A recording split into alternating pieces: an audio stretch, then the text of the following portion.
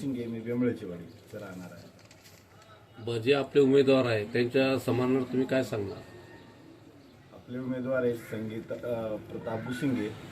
यांचं काम चांगलंच काम आहे. जोडवाडीत काम एवढं आहे की काम सगळं कवर ब्लॅक, पाण्याची सुविधा, गायगोटे, विहीर, घरकुल सगळे कामं झालेले. राहिलेले काम ते निवडून आल्यावर पूर्ण भुमरे साहेबाच्या माध्यमातून पूर्ण आम्हाला त्यांचा विश्वास आहे की ते पूर्ण करतील. बरं, यांच्यावर जे विरोधकांनी जे आरोप केलेले आहेत त्याच्याबद्दल तुमची काय प्रतिक्रिया आहे? विरोधक कसे असतात ते आरोप करतात. त्यांना काय दुसरा आरोपशिवाय दुसरं काहीच नाही. खोटं नाटं बोलायचं आणि आपलं काम काढून घ्यायचं आणि संभाजीनगरला निघून जायचं. आम्ही तर प्रॉपर इथं राहतो, आमचे उमेदवार इथं राहतात. त्यांचं हे पत्र्याचं घर आहे, गरीब कुटुंबातून आहे, विकासाच्या मार्गावर आहे. आणि त्यांनी भुमरे साहेबाच्या विलासबापूच्या माध्यमातून एवढं कामं केलेले आहे की कामं सांगायचं आता कोणतं काम सांगावं. आमचं सांगतात 100 एकरमध्ये सौर ऊर्जा प्रकल्प बसवला. ते लाईट जे 24 तास राहते.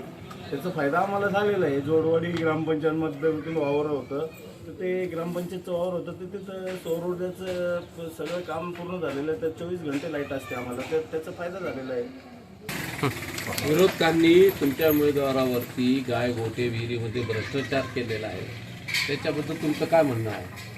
विरोधकांनी निवडणुकीच्या वेळेस हे आरोप करून त्यांचा स्वतःचा फायदा होईल ह्या उद्देशानं त्यांनी हा आरोप केलेला आहे.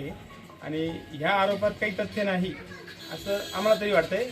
कारण की जर भ्रष्टाचार झाला आहे तर मग त्यांनी सिद्ध करून दाखवावं. खोडेगाव ग्रामपंचायतमधील जो भ्रष्टाचार झालेला आहे त्याच्याबद्दल थोडंसं मला 2 शब्द बोलायचे आहे.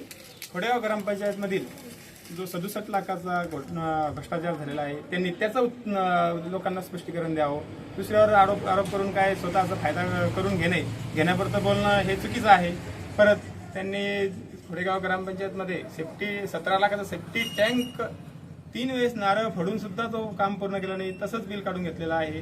त्याच्यानंतर त्यांनी एक भारत निर्माण पेयजल योजनेतून जो 97 लाखाचा निधी आला होता त्यातून तिन्ही गावासाठी त्यांना पाण्याच्या टाक्या, पाईपलाईन, विहीर यासाठी तो निधी आलेला होता. तर त्यांनी ते पाण्याच्या टाक्या न बांधता, पाईपलाईन न करता, विहीर न करता त्यांनी तो निधी काढून सर्वात मोठा भ्रष्टाचार केलेला आहे. नाहीतर मग त्यांनी दाखवावं की आम्ही टाक्या कुठं बांधल्या, पाईपलाईन कुठं गेल्या. आणि हा भ्रष्टाचार करून त्यांनी स्वतःच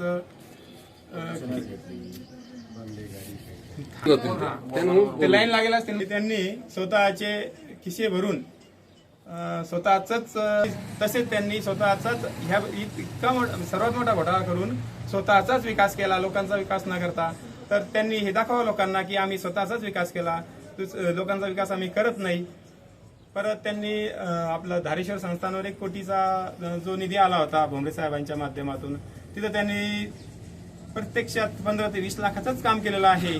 आणि बाकीचा निधी कुठं गेलेला त्यांनी दाखवावं लोकांना.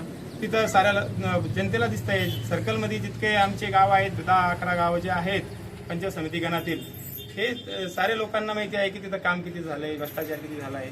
दुसऱ्यावर आरोप करण्यात काय तथ्य आहे? मी रणजित उदलगू शिंगे, खोडेगाव ग्रामपंचायत सदस्य, राहणार बेंबळेची वाडी. सकाळी 7:30 ते 5:30 या दरम्यान मतदान होणार आहे. या वेळेमध्ये तुम्ही नंबर 2चं बटन धनुष्यबाण या चिन्ह समोरील बटन दाबून आम्हाला प्रचंड मतांनी विजय करून द्या. हे तुम्ही जनता मायबाप आणि माझे मतदार बंधू भगिनींना हात जोडून कळकळीची विनंती करतो, आव्हान करतो. आणि भुमरे साहेबांच्या माध्यमातून जे काम होईल ते करण्याचं फुल ताकदीनं काम करू. आम्ही आमच्या उमेदवाराचा मनगट आणि हात धरून काम करून घेऊ.